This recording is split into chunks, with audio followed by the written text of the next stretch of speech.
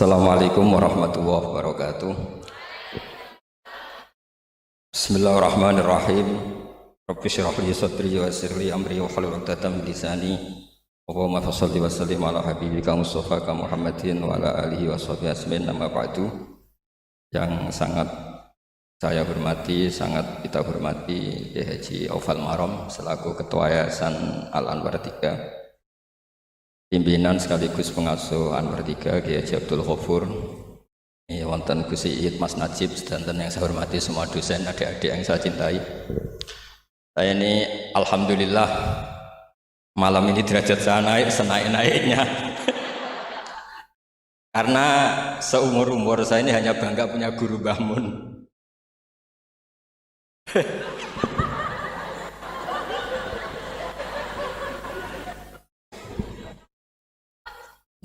Tapi malam ini punya guru baru.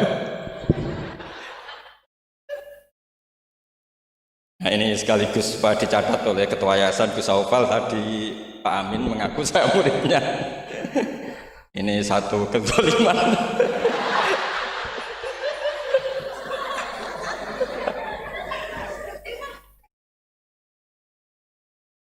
Jadi tapi saya senang ya, karena apa ya, ciri jadi wali itu harus mazlum dizalimi. Jadi saya pastikan tidak balas lah, karena beliau ngangkat derajat saya. Saya tadi pertama bilang ini murid saya Gus Batu, saya senang sekali, seseneng-senengnya. Karena baru ini malam tersial saya. Saya dulu masih ingat ketika Gus Najib di Mekah terkenal alim alamah karena ngarang kitab. Gus Ghafur tahun pertama Mbah Mun muji-muji karena mumtaz di Al-Azhar. Jadi beliau-beliau ini heboh karena karir akademiknya. Kalau Gus Amin karena ngelepas kambing di musola.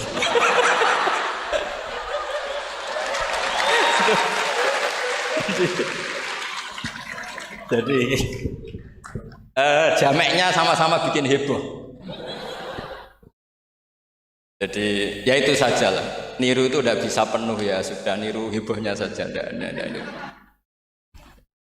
Tadi karena Gus Aufal baru masuk, tadi Gus Aminoto bilang gini, Gus Aufal, dulu Mbah Mun sayang saya sampai dicatirkan istri. Apa Gus Ghafur bisa nyarikan saya istri?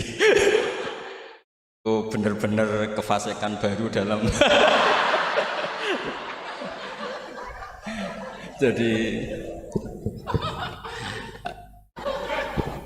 Jadi kita rileks saja karena ini apa ya, guyon itu bagian dari ibadah kelas tinggi.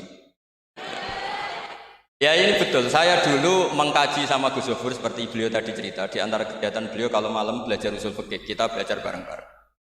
Di antara pendapat usul fikih yang menyenangkan kita itu adalah mubah itu wajib. Dan itu saya kenang betul. Izma min mubahin ila wa yatahaqqaqu bihi tarku haramimma. Yatahaqqaqu bisukun tarkul qat'i wa bisukut tarkul qadar. Pasti Pak Amin tidak bisa. Hafal sebanyak ini tidak bisa. Jadi dia itu pelarian karena ngapalkan nggak bisa, ya sudah gojlok saya. Tapi ya tetap tidak level lah, kira-kira gitu. Tidak level, jadi nggak level. Artinya begini ya, malam ini kita guyon nikmati suasana seperti ini dengan Gus Ghafur, dengan Gus Aufal. Malam ini artinya kita ada dugem. Malam ini kita ada zina, ada dugem, tidak melihat hal yang maksiat. Jadi mubah itu tarkul haram. Tarkul haram wajib, meninggalkan haram itu wajib. Berarti fi'lul mubah juga wajib. Tapi mubah loh ya, bukan lepas kambing di musola. Kalau itu tidak wajib ya tidak mubah, haram. Tapi di pondok ada adat, kalau yang melakukan itu Gus itu makfu. Jadi kalau di bab najis ya najis makfu lah, itu kira-kira. Artinya khazanah kita cukup untuk menganalisis itu. Saya memang di antara murid yang sering mengkaji Mbah Mun secara fikih. Saya pernah bilang di rumah dinasnya Gus Yasin, bagaimana beliau tadi menyinggung, ketika Gus Yasin diduetkan dengan Pak Ganjar, ini menjadi fikih abadi bahwa ada fikih besar, yaitu ulama tidak ada tradisi atau tidak boleh ada tradisi berhadapan-hadapan dengan umarok. Kita sama-sama berduet untuk kelangsungan bangsa ini secara damai dan bermartabat. Jadi nggak penting menurut saya Gus Yassin wakil gubernur apa Gus Yassin ketua DPR dulu, Kak Kamil ketua DPR, Gus Kamil. Yang menjadi penting bagi kita adalah fikih ini akan ada. Itu juga ketika Gus Yofur sekolah sampai doktor bahwa ulama Sa'alim Mbah Mun, Putra Mbah Zubair tidak anti dunia kampus. Jika Gus Yofur sekolah ya sampai doktor. Juga beliau tidak anti khusyuk, tadi kata Gus Iid, khusyuk yang dimaksud Yai bukan terus khusyuk. Karena Yai sering menghentikan manis zada khusyuan zada jalan, terus ada orang kayak Gus Amin. Dia enggak khusyuk supaya enggak dikatakan bodoh. Itu memang cara beliau melawan makalah itu. Kalau beliau khusyuk kan nanti zada apa? Jalan. Maka pura-pura ada khusyuk, selain itu fakta terus ya sudah jadinya seperti itu. Saya itu sering meneliti fikihnya Mbah Mun mulai yang tadi. Saya masih ingat ketika Yai mau ketemu Bu Mega ketika mau haji. Yai tindak Jumat, ketemu Bu Mega itu Sabtu, beliau terbang Ahad. Di antara yang dihentikan ke santri-santri, kira-kira gini maknanya, besok saya ketemu Ibu Mega dan ini bagus supaya Indonesia damai karena ulama dan umaroknya. Ini satu kombinasi antara nasionalis dan religius. Beliau itu paling menghindari kalau Indonesia chaos, kemudian ada dosa yakulu batu. Kalau chaos itu mungkin potensinya saling bunuh, saling apa. Sehingga ketika melihat Mbah Mun ketemu Mega itu pikiran pertama saya adalah safkut bima, jangan sampai terjadi. Karena biatan pertama Al-Quran adalah wa itakhadna mitsaqakum la tasfikuna dima'akum. Dan itu beliau melakukan itu dengan cara yang sangat elegan. Ketemu orang yang benar-benar jadi aktor di Indonesia. Siapa yang nggak ngerti Mbah Mun aktor penting dalam perjalanan agama di Indonesia. Mega sebagai simbol nasional. Beliau dengan besar hati ketemu. Dan itu kita membaca fikih sebagai bentuk hiknan lidima'il muslimin. Upaya supaya Indonesia itu damai baik-baik saja. Saya tentu belajar banyak dari Gus Yofur ketika menafsirkan kenapa Al-Barjanji itu menjadi mujad. Kata Gus Yofur, padahal karangan Al-Barjanji itu tidak besar-besar kayak Sayyid Zabidi yang ngarang kitab. Karena ketika negara lain bingung, ya, kata beliau bingung menemukan format Islam, masih perang, mencari bentuk ini Sunni atau apa, ribet perang. Indonesia itu terbangan. Gitu. Betapa indahnya Indonesia, serasa perang, terbangan. Gitu.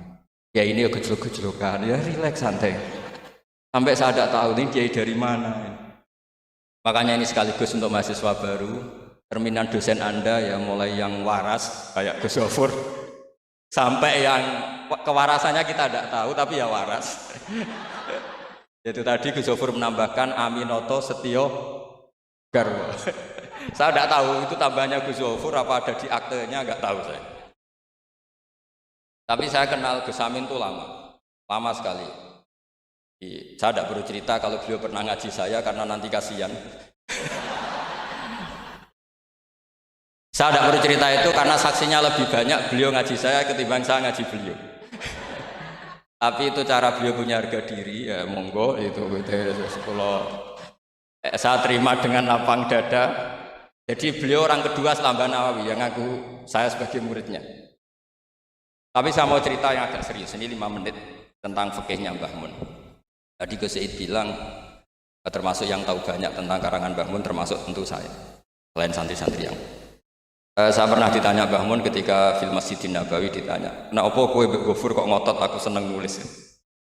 Saya bilang nanti biar cucu-cucu jenengan masih melihat naskah-naskah jenengan. Iya kata beliau. Saya masih ingat dawuh Imam Syafi'i. Al-Laits afqahu min Malik illa annahu daya'ahu ashab. Betulnya Imam Laits itu lebih ahli fikih ketimbang Imam Malik. Padahal Imam Syafi'i itu muridnya Imam Malik, tapi fil fikih muji Imam Laits. Al-Laits afqahu min Malik. Illa annahu doya'ahu ashabu. Tapi sayangnya Imam Laits ini murid-muridnya enggak ada yang benar. Karena tulisan-tulisan Imam Laits ini tidak ditadwin, tidak dimudawwan. Maka kita tidak ingin Mbah Mun yang kita idolakan, kita gurukan, kemudian bukunya tidak mudawwan. Sehingga saya, utamanya tentu putra-putra beliau, mulai dari Gus Subab, Gus Najih semuanya, termasuk Gus Yofur, itu sangat menginginkan beliau itu memang mentadwin itu. Saya beri contoh misalnya begini, kepandaian Imam Laits dibanding Imam Malik. Imam Malik ketika ditanya apa saja, sok ahli Madinah, juga kailu ahli Madinah, semuanya bilang ahli Madinah. Alasannya beliau Madinah adalah muhajiru Rasulillah, tempat hijrahnya Rasulullah SAW. Dan itu nggak ada yang memungkiri. Tapi ketika Imam Les mulai mengirimi surat ke Imam Malik, itu ditulis Sayyid Muhammad di Syariatul Wal Khalidah. Itu beliau, oke, Anda orang alim, saya ngakui Anda alim gini-gini. Tapi Anda ada yang lupa bahwa ashabu Rasulillah tafarraqu bil buldan. Ashabnya Nabi ini kemana-mana. Di Irak, di situ ada Sayyidina Ali di Najaf, diikuti oleh Abdul bin Mas'ud. Di Mesir ada Abdul bin Amr bin As, ada Amr bin As malah. Di Mekah ada ini. Dan semua mereka ini menciptakan satu kultur, dan kultur itu tidak sejengkal pun beda dengan yang ditanamkan Rasulullah SAW. Maka tidak bisa dikatakan kalau kultur itu harus kulturnya orang Madinah.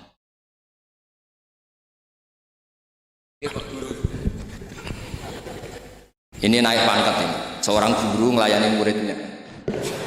Ini juga cara beliau untuk mengalahkan saya di dunia wali. Jadi makanya pura-pura tawadhu. Nah, al-Laits afqahu min Malik.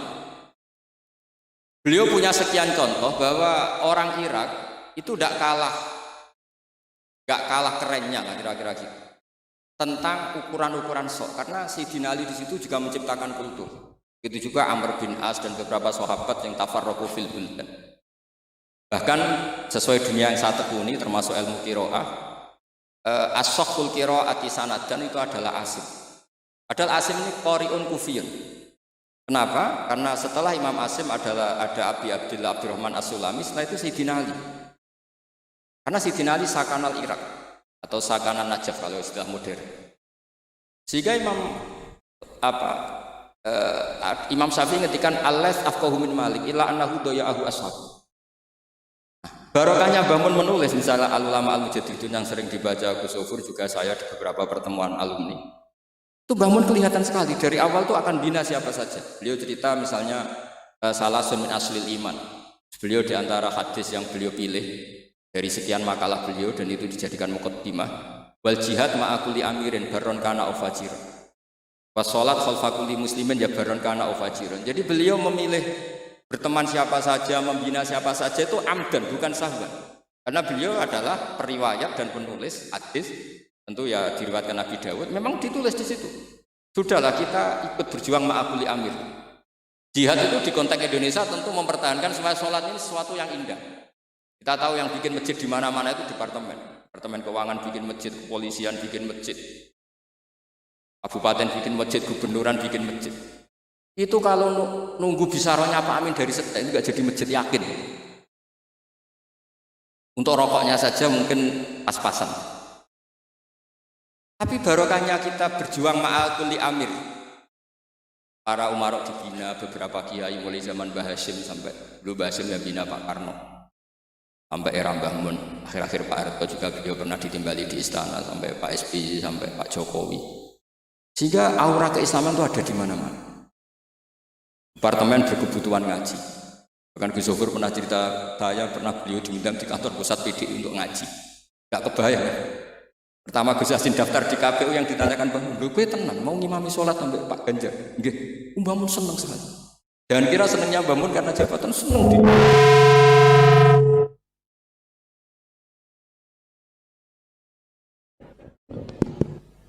Jadi Mbah Mun ketika Gus Yassin cerita sholat tadi itu senang sekali.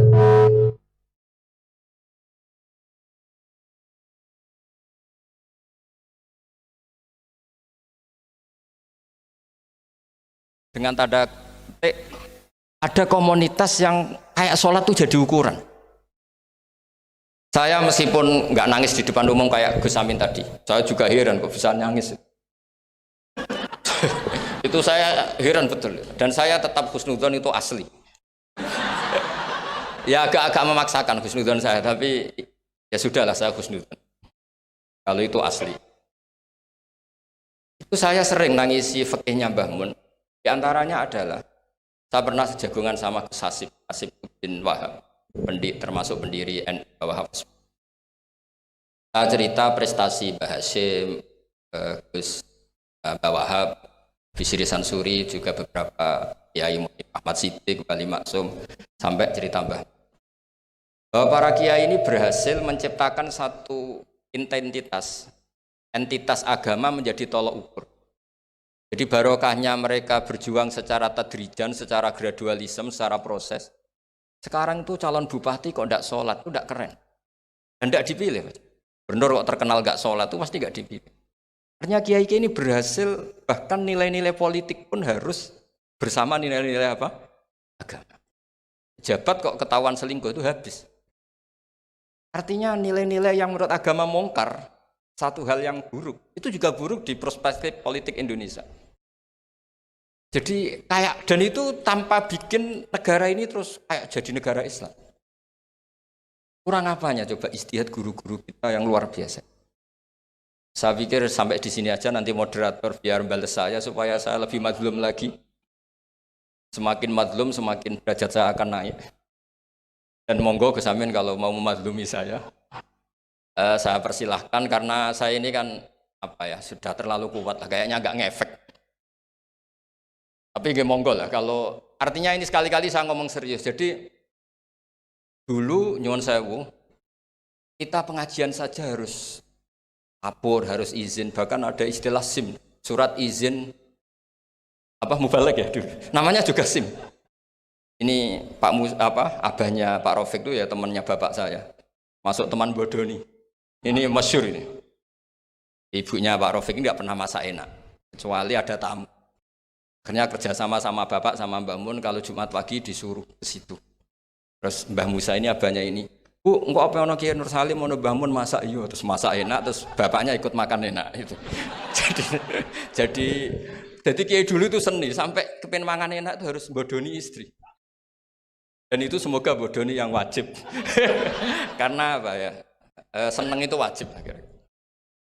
Makanya saya dengan Pak Rafiq ini ya mulai dulu ya kayak saudara, karena dulu Mbah Mun, Bapak, Mbah Musa itu ya teman, termasuk kalau harus bodoni istri ya bodoni. Akhirnya ya tiap Jumat itu main ke situ. Karena itu dengan cara itu makanya enak, kalau enggak ya tempe terus. Nah itu bisa ditiru.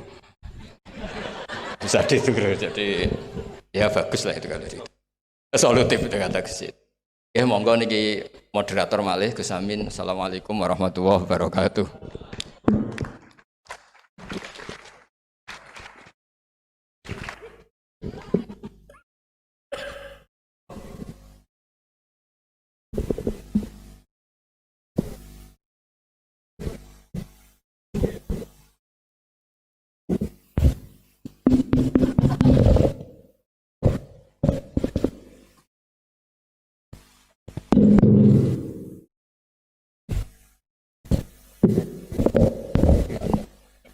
Terima kasih dumateng panjenenganipun Gus Bahak